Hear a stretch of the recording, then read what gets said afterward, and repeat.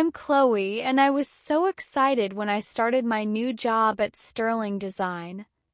I had just finished school, so I was a fresh graduate, probably in my early 20s, and my mind was full of cool new ideas. I couldn't wait to show everyone what I could do. But then I met Mr. Harrison. He was the boss, and I didn't know then how much he would change everything. Mr. Harrison was famous at Sterling Design. He designed amazing buildings, but he was also known for something else. He wanted everything to be perfect. Not just good, but absolutely perfect. His office was super neat, and when he looked at my work, he found every tiny mistake. He truly believed that even the smallest flaw could ruin a whole project. The hard start. My first few weeks were really tough. I'd make something like a simple paper design for a brochure and think it looked great. I'd spend hours on it, making sure all the pictures were straight and the words looked good. But Mr. Harrison would send it back covered in red marks. "Chloe," he'd say calmly, "the space between these letters is a tiny bit off, and these lines here feel a little unsure. They need to look stronger." It was like he had a special magnifying glass in his eyes. I would spend many more hours fixing these small things, and my eyes would hurt. Then he'd find another tiny flaw. Sometimes it felt like a never-ending cycle, even for something as simple as choosing the right shade of blue. It made me feel really stressed every time I had to show him my work. My excitement for the job started to disappear. That bright energy I had when I first started faded away.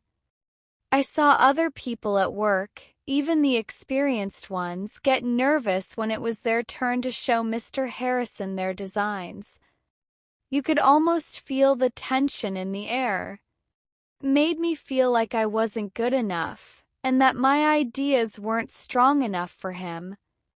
I even started thinking about quitting and finding a different job where maybe I wouldn't feel so constantly judged. Crippling cost of flawlessness.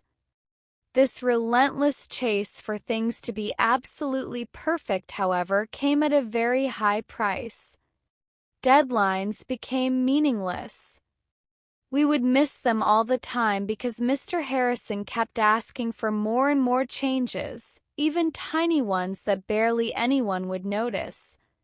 Our team's creativity started to die because we were so scared of making even the smallest mistake.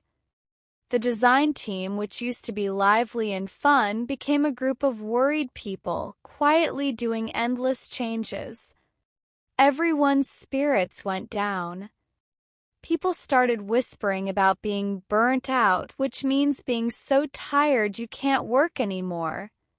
A dark cloud seemed to hang over the office whenever Mr. Harrison got a new project. Our clients, even though they eventually got really beautiful work, often got upset because everything took so long. Chloe herself began to dread submissions. Her initial excitement slowly chipped away, replaced by a growing sense of inadequacy and exhaustion. She saw seasoned colleagues subtly brace themselves before presenting to Mr. Harrison, a shared weariness in their eyes. Chloe started to believe she simply wasn't good enough, that her talent was somehow insufficient for this level of scrutiny, and began contemplating leaving.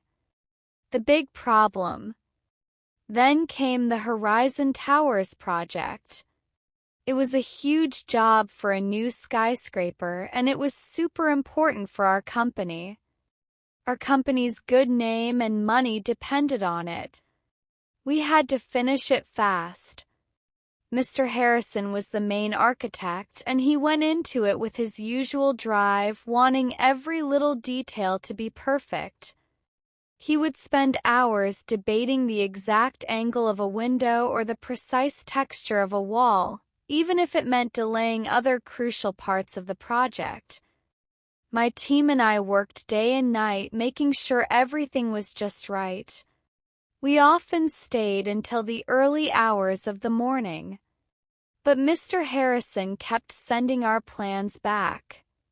He wanted us to change tiny things that no one else would even notice. We had a really important date to send our plans to the government to get approval for building. But Mr. Harrison kept saying we needed more time to get the exact color of the building's glass just right under different lights. Being the best takes time, he'd always say. We can't take shortcuts. He believed that every single thing had to be truly flawless, no matter the cost. And then it happened. We missed the deadline. The government office was angry about the delays and said they might not let us build the tower at all. This would have been a disaster. Client, a very big company, was furious and said they might leave us and sue us for breaking our agreement. Everyone at Sterling Design was panicking. The whole office felt like it was spinning out of control.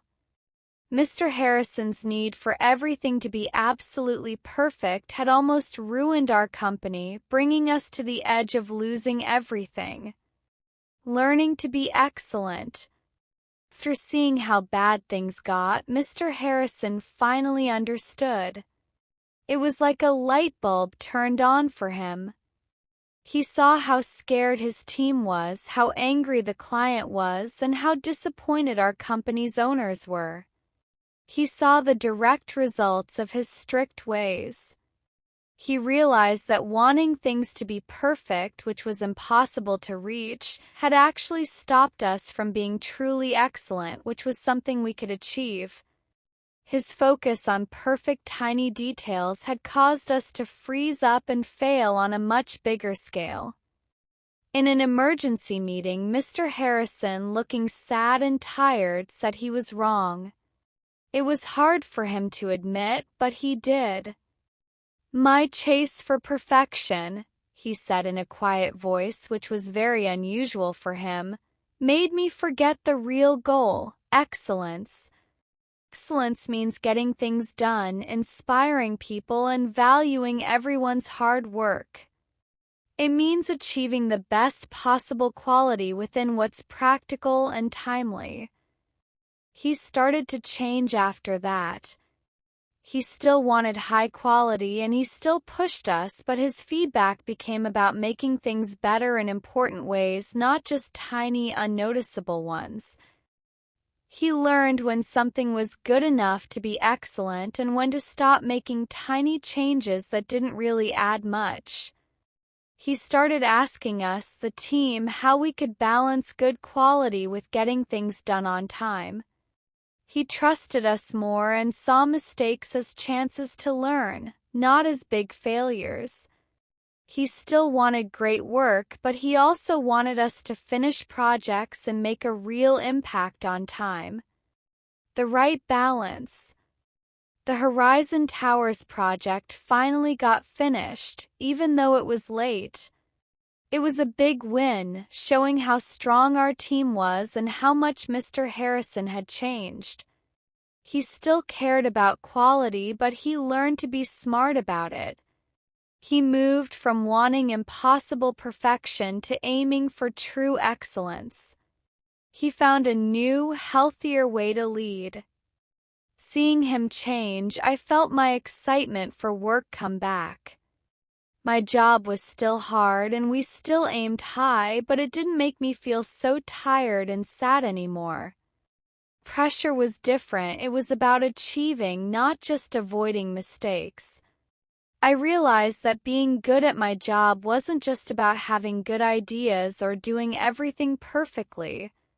It was also about knowing when to push for more and when to trust that what we had done was already great.